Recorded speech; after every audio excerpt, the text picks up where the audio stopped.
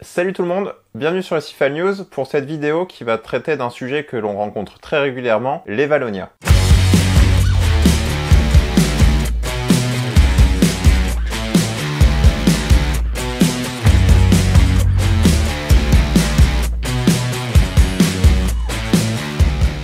Si vous nous suivez, j'avais fait une vidéo courte où je retire manuellement des Vallonias dans ce bac-là précisément. Ça avait fait pas mal réagir, donc je voulais revenir sur le sujet plus en détail, après pas mal de recherches et d'investigations sur les mythes et légendes sur cette algue-là. Mais avant tout ça, je voulais vous parler de ce livre-là, Un anneau récifal à la maison, que j'ai traduit et que j'ai adoré parce qu'il casse les mythes de l'aquariophilie récifale sur les petits volumes de moins de 100 litres notamment. Aujourd'hui, je trouve que c'est dommage de se dire comme quoi c'est impossible de maintenir un petit bac récifal, que c'est hyper compliqué, qu'il faut avoir 20 ans d'expérience en aquariophilie récifale. Et donc ce livre-là permet de vous faire découvrir la face moderne de ce pan de notre passion qui nous permet de s'épanouir, de profiter d'espèces dont on ne profiterait pas dans un grand bac, et également d'ouvrir la porte à des gens qui ont moins de moyens, moins de temps, moins d'espace à allouer à cette passion-là, mais qui veulent également en profiter. Donc voilà, c'est juste pour vous rappeler comme quoi les méthodes de notre passion évoluent, les connaissances et les moyens, et ce qui permet d'avoir des résultats très sympathiques, sans se prendre la tête comme les deux bacs que j'ai derrière moi. Donc revenons à notre sujet, les Vallonias. Donc ce sont des algues bulles vertes,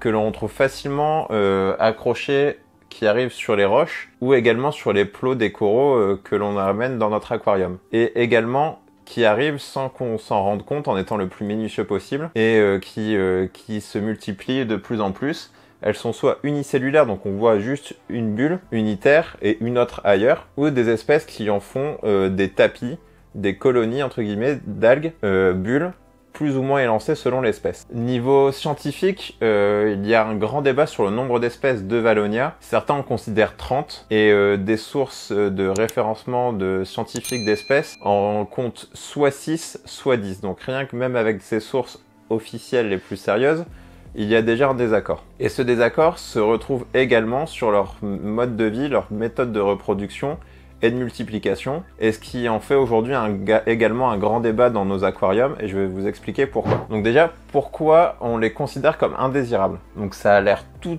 inoffensif, c'est mignon, une petite bulle verte qui brille, qui amène de la couleur sur une roche, mais en fait c'est pas l'unité qui fait le dérangement, c'est beaucoup moins dérangeant qu'une anémone urticante comme une eptésia, qu'un nudibranche qui va manger une espèce de corail, etc. Donc c'est indésirable entre guillemets quand ça devient ingérable. Ça peut se mettre sur n'importe quel support dans l'aquarium, et ça aime bien les endroits avec une bonne accroche et un bon flux d'eau. Parce que du coup, le flux d'eau qui amène les nutriments à leur niveau leur permet de se multiplier, de se nourrir, parce qu'elles se nourrissent de nitrates, de phosphate et d'oligo-éléments qui sont présents dans votre aquarium. Un support, une circulation d'eau, tout ce qu'il faut pour qu'elles se reproduisent. Niveau souci, au niveau des peignes de débordement, quand vous avez une décantation, si elle bouge complètement le peigne, vous pouvez retrouver un problème de débordement, et donc la descente étant bloquée, l'eau remonte trop et déborde par la vitre principale et n'atteint pas votre décantation.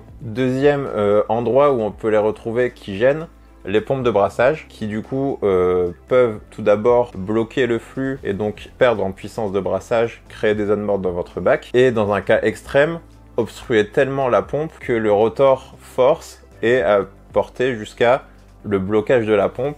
Autre appareil sur lequel elles peuvent se fixer, les chauffages, et donc créer une coque de Vallonia autour d'un chauffage, ce qui du coup gêne le fonctionnement du chauffage, parce que le chauffage ne va plus détecter la température réelle de l'eau, mais une température fictive créée par l'enveloppe autour de la Vallonia, et également créer une surchauffe par exemple, et donc un chauffage défectueux. Et également sur les coraux, donc soit autour des coraux, ce qui du coup les empêche de pousser, puisqu'il y a concurrence sur le support entre la Vallonia et le corail pousse, la Vallonia pousse, jusqu'à ce qu'il y ait conflit entre les deux, et sans savoir si la Vallonia ou le corail prend le dessus, du coup, pour coloniser le substrat. Second cas de problème par rapport aux coraux, si vous avez un corail dur avec un squelette du coup calcaire et une zone qui est un peu plus faible, qui est un peu nécrosée, une Vallonia peut s'y déposer, se fixer et s'étendre, et du coup augmenter cet espace de nécrose entre guillemets du corail, et faire mourir le corail de l'intérieur à partir de l'endroit où s'est fixée la Vallonia.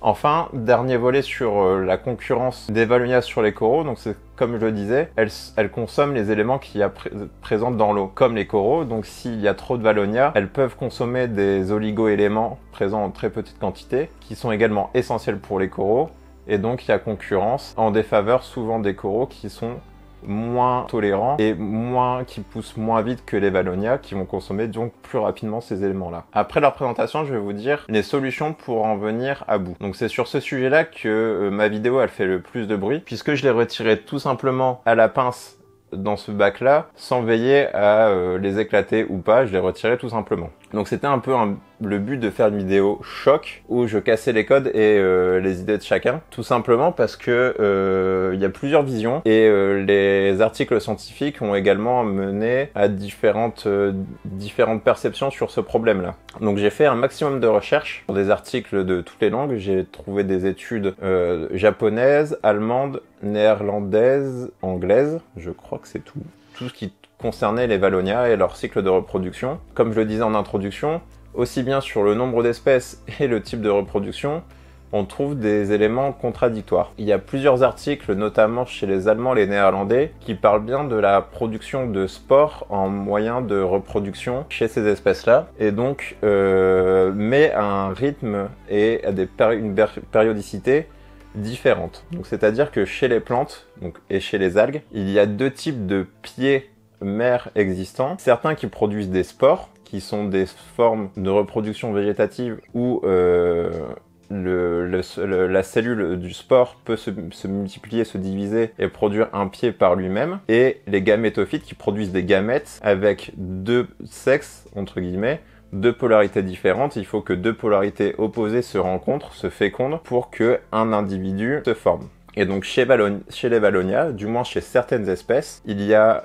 des pieds sporophytes et gamétophytes qui sont identiques d'un point de vue morphologique. Donc on ne peut pas les différencier, et du coup elles produisent de temps en temps des spores. Certains produisent des spores, certains produisent des gamètes. Et donc c'est sur ce sujet-là où il y a du coup débat sur percer ou non une Valonia, parce que si on perce un sporophyte, hypothétiquement, on diffuse des spores dans le bac, alors que les gamètes, techniquement, il y a moins de risques. Mais chez d'autres chercheurs, on trouve que également la production de spores n'a lieu que l'été, par exemple. Donc ça relève également un autre sujet de discussion de risque à une certaine période, et chez certains pieds uniquement. Dans les années 80, j'ai repéré deux articles intéressants. Il y en a un qui parle de Valonia aegagropila, j'ai mon anti-sèche là juste en dessous, qui indique que si on la perce, la cellule meurt, n'a pas les moyens de se reconstruire, et donc aucun risque, si on l'a dans l'aquarium, de la percer ou de la retirer mécaniquement par rapport à sa multiplication. Une autre étude, au contraire, parle de Valonia ventricosa, donc c'est la variété normalement la plus grande chez les Valonia, forme des bulles uniques, et que si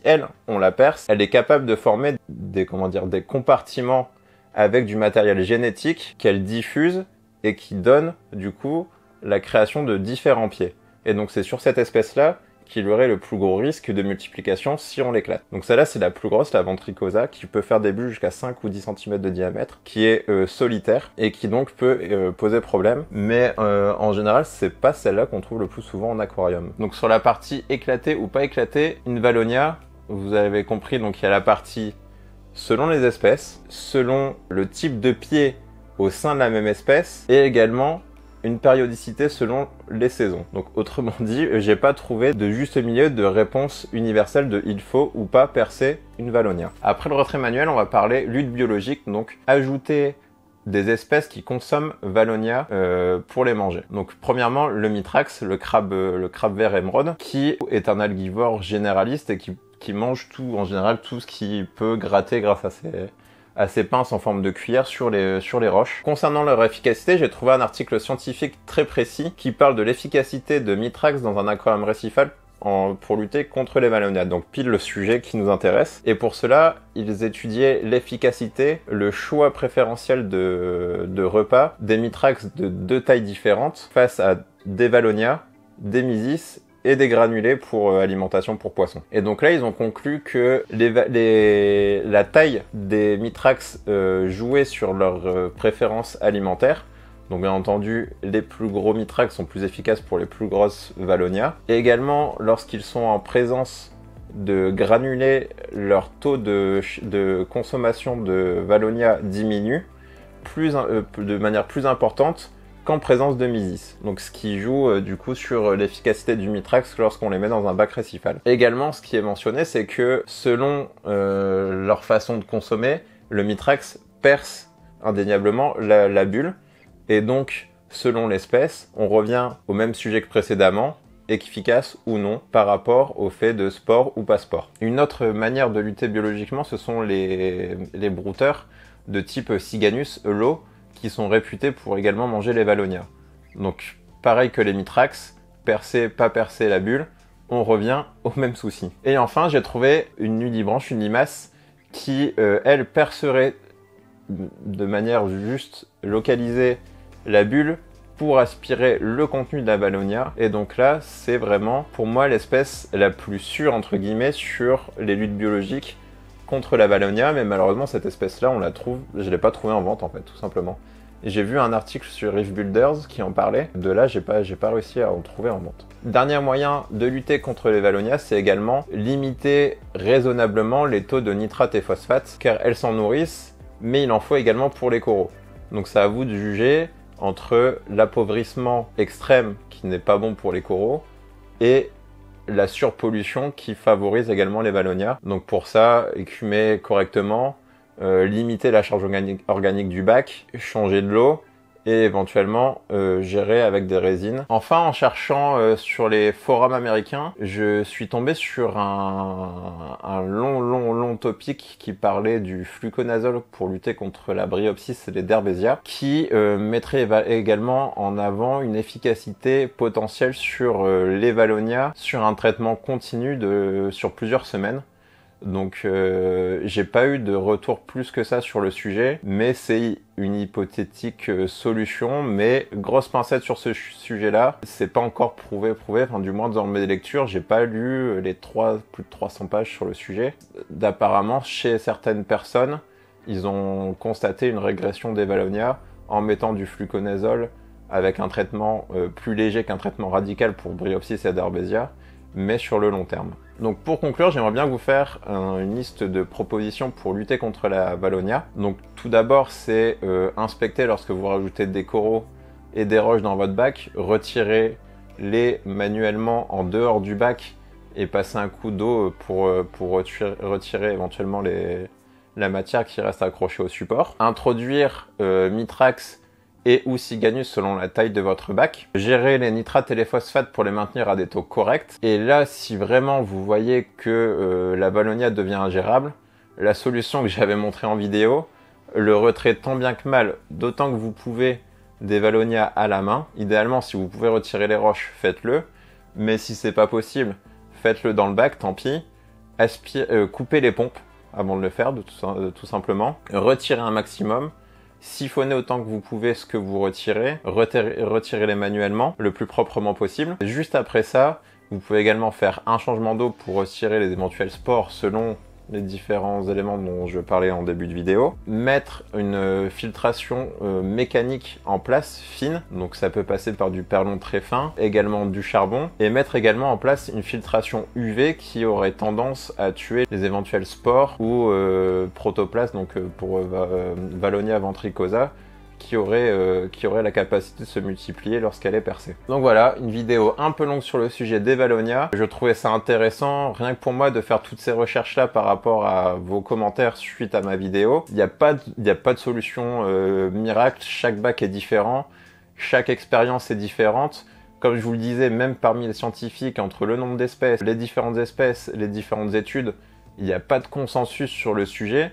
L'essentiel, c'est que vous trouvez un moyen adapté à votre situation et que vous profitez de votre bac. Merci d'avoir suivi cette vidéo et à très bientôt pour un autre sujet. Ciao!